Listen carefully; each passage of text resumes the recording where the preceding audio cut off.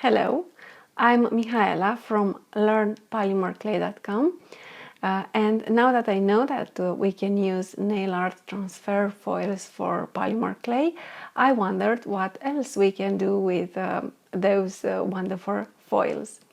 So for today I have prepared a 4-edged fused glass project, and if a glassmaker would use a Dremel to achieve the etching part, we are going to use seal screens or stencils and black acrylic paint to achieve a 4-edged look on our polymer clay pieces.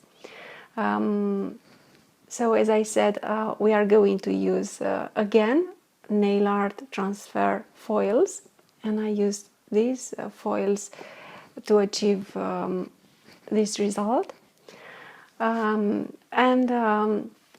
And also I want to encourage you to look around for shapes that you can use in your work with polymer clay. And to achieve these shapes, I've used the impression onto polymer clay of these covers, these lids. And then I used the rigid blade to cut using these guidelines. So I hope that you will like this project, and I hope that you will take these inspirations and use them in your work with polymer clay. Thank you.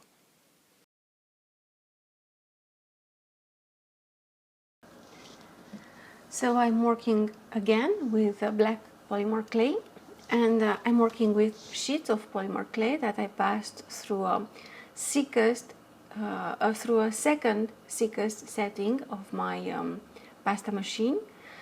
As you can see, I've put a layer on top of the other layer, so I'm working with a double layer. I've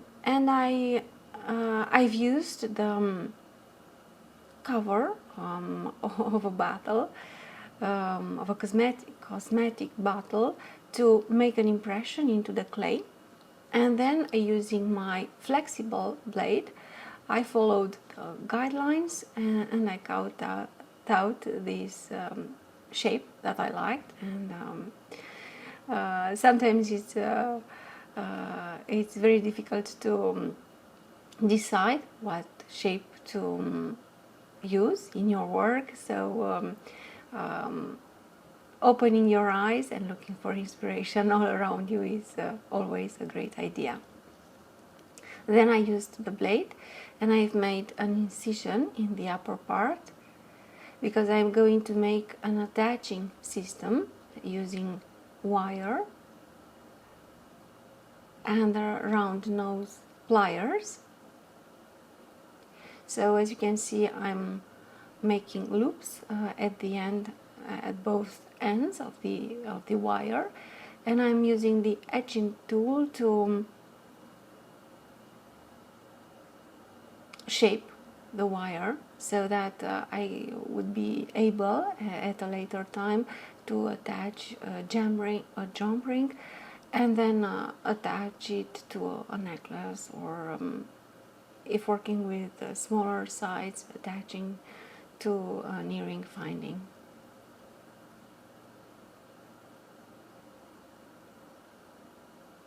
So I'm burying the wire between the two layers of polymer clay, and when I'm happy with the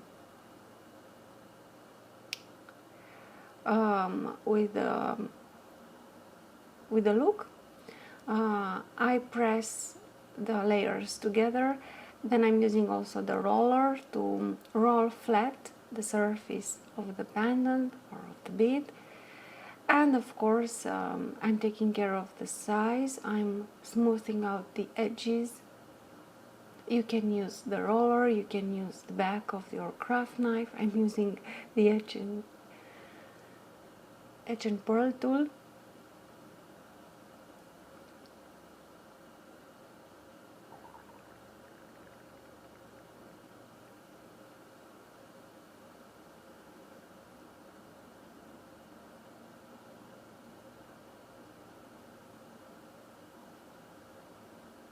And also I'm very careful that that the face, the front of the bead is very smooth as well, because this will help the foil to adhere to the polymer clay base. Don't forget to take care of the back of the bead. I've used sponge to texture the back of the bead. Normally I do this up front, but this time I thought that I would be working a lot on the bead, so the textured pattern might have disappeared.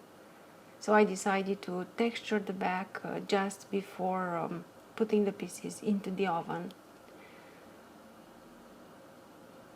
Again, I'm using 2 layers, and I'm using a different shape, different cover, and using the flexible blade, I'm just cutting out using, as I said, the guidelines.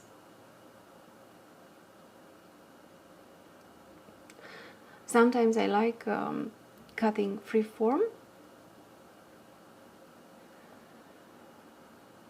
but sometimes I appreciate this little help. So the idea that I would know from the beginning the size of the bead, the shape of the bead, is very helpful.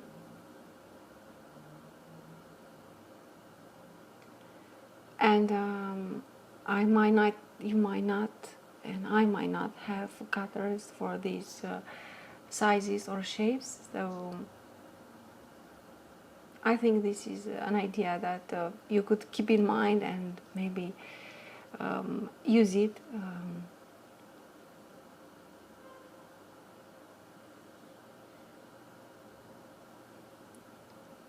Again, I'm using the round nose pliers and wire to create the attaching system, and a mandrel, which is in fact the edge and pearl tool, but you can use a pen or the body of a pencil, of a paintbrush.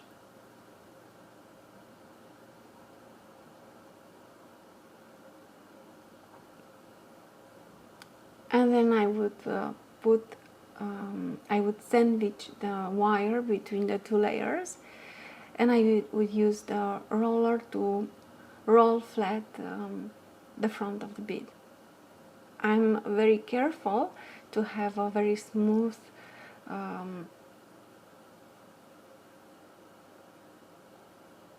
area on the front of the bead, because, as I said, this will help this will give a better adhesion to the foils.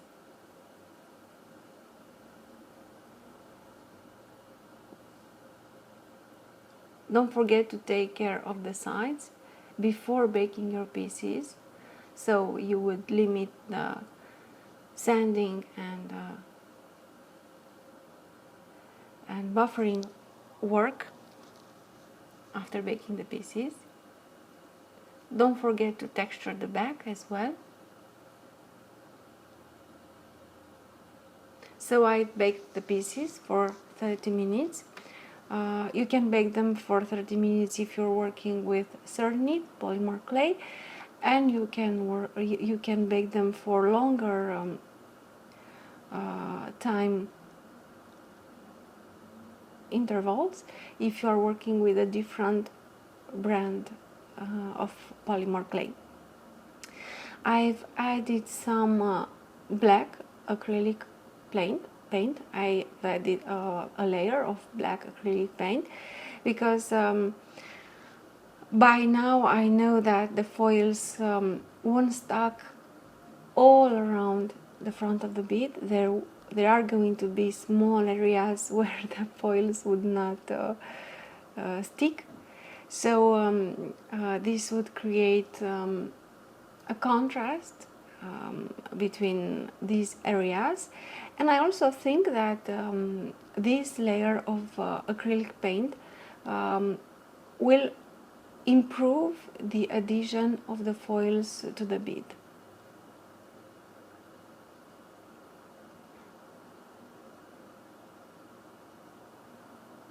So even though I managed to glue the foils directly onto polymer clay, I would say that it gets easier when you have this layer between the polymer clay and the foils.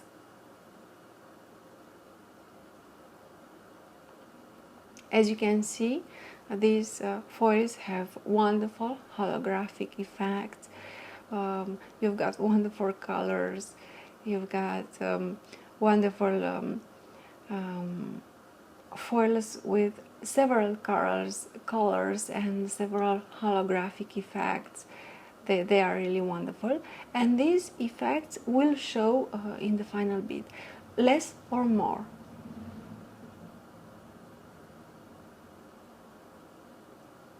But anyway, you'll have wonderful colors, you'll have wonderful metallic effects and holographic effects in some areas as well.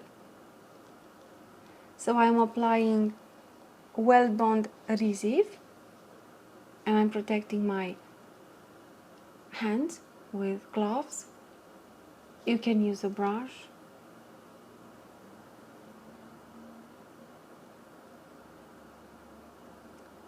And then I apply the foil on top of the bead and on top of the weld bond adhesive, and I'm applying pressure on top of the foil, and then I will lift off the plastic sheet, and I will take a look to see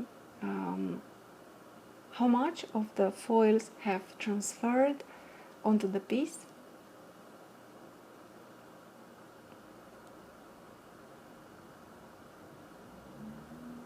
So as you can see, there are still small areas where the foil did not glue, even though there was glue underneath. But I will try to keep on pressing the foils onto these areas. If necessary, I would apply some more, a little bit more weld bond adhesive, and in the end there are going to be small areas, but with this kind of design you will think they are part of the design, so I think it's okay, because they are black and we are going to apply a seal screen and create a black pattern as well, so they will mix together. You won't see the difference, so you don't have to worry.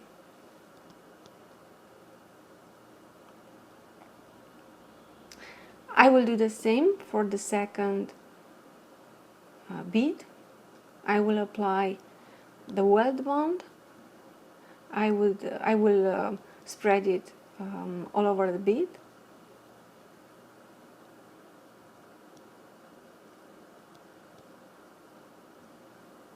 I will apply the foil on top, and then I'm pressing the foil and I'm applying, as you can see, a lot of pressure to transfer the holographic pattern onto the bead.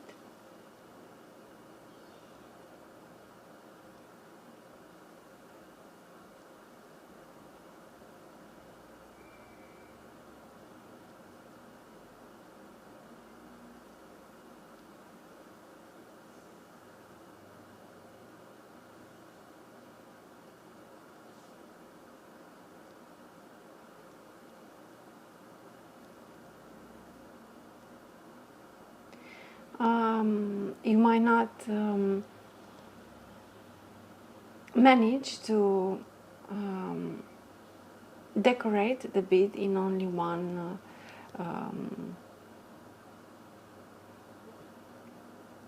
in only one step. So as you can see, I had to apply some more well bond adhesive and continue pressing the foil and continue decorating the small areas until I was happy with the look of the piece, and I considered that it was okay to go to the next step. But as you can see, the colors are are amazing, and they have holographic effects, and I'm sure you will have wonderful results with this technique. And there are so many colors and patterns and holographic effects, so I think you'll have a lot of fun with these foils and this technique.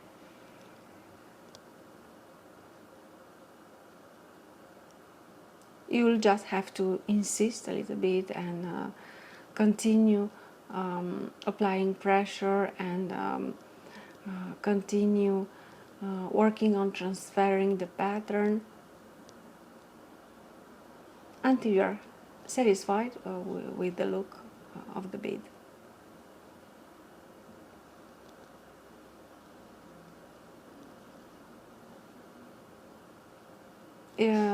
You might need to wait a little bit and allow for the weld bond to dry. And then I'm using a seal screen, but you can use stencils as well.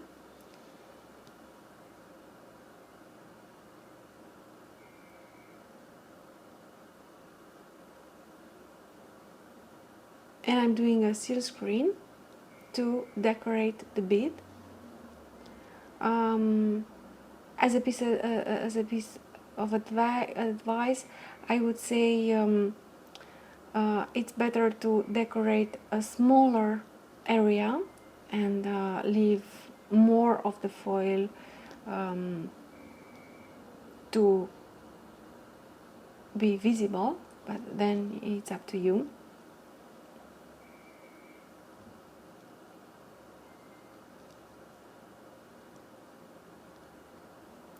And I'm doing a seal screen for the second piece,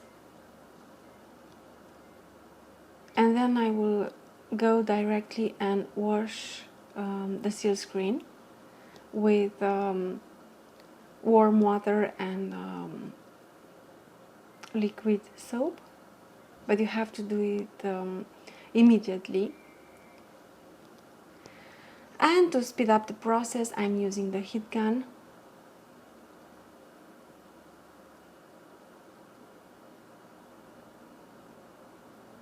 For the smaller piece, which is already very colorful, I decided to apply the seal screens, and that's the end of the process because you already have very beautiful colors. Yet for the central piece, for the larger piece, I decided to add another step to the project, and I decided to use alcohol ink markers and color the pattern. You can use, of course, any other type of ink, piñata, and a brush.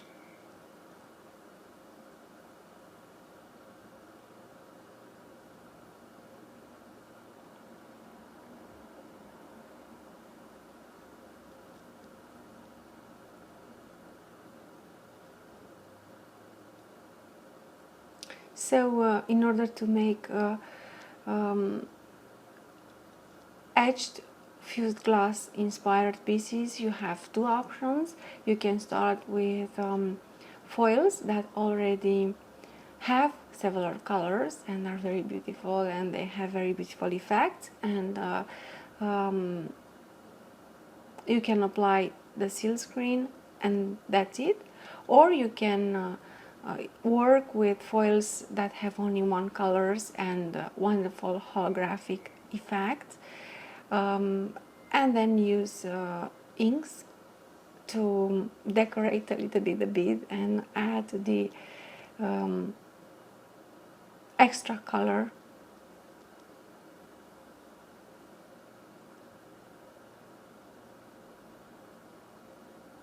Anyway, I think you'll have great results. You'll have wonderful results using any of these ideas. And I hope that you will take this inspiration and use it in your work with polymer clay. I decided to use black acrylic paint again and paint a black border. I like this effect.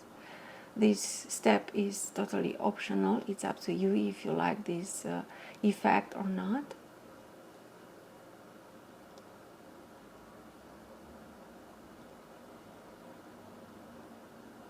Normally you would achieve this effect, the black pattern and black margin, when you are working with fused glass, by etching the glass and by etching the glass using a Dremel.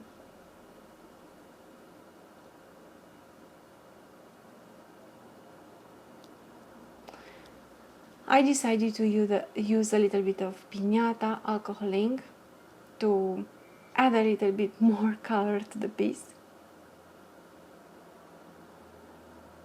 I wanted the piece to stand out a little bit more.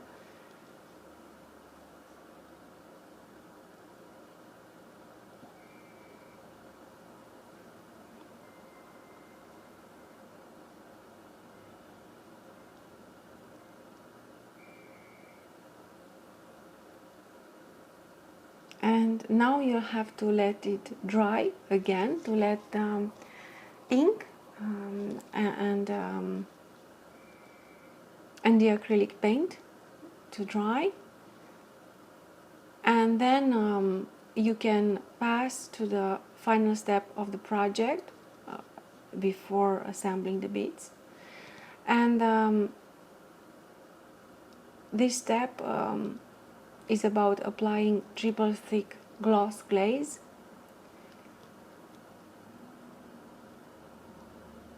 And you should try the triple thick gloss glaze, and you will see how much glaze is too much, because if you're putting too much, the glaze will drip on the sides, and you have to have baby wipes near to clean these drippings.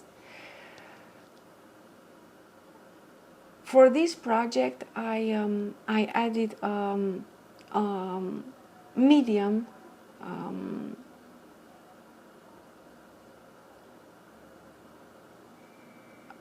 layer of triple C gloss glaze. And as I said, keep baby wipes near.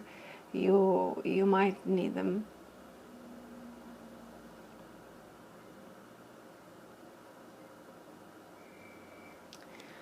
If you notice that you have bubbles, you can use the brush and take them to the sides. And also, if you notice that there are areas where the layer is the layer of triple thick gloss glaze is a little bit hollow, there are hollow spaces, you should add a little bit more varnish glaze by pouring the glaze on top of these areas using the paintbrush.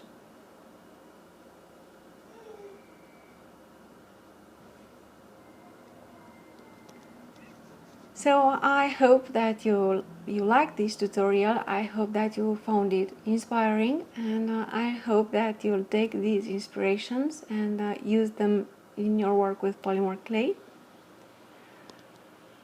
Please feel free to ask me questions if you need help. And as always, I'm very happy to provide you with fresh inspiration for your work with polymer clay. Thank you.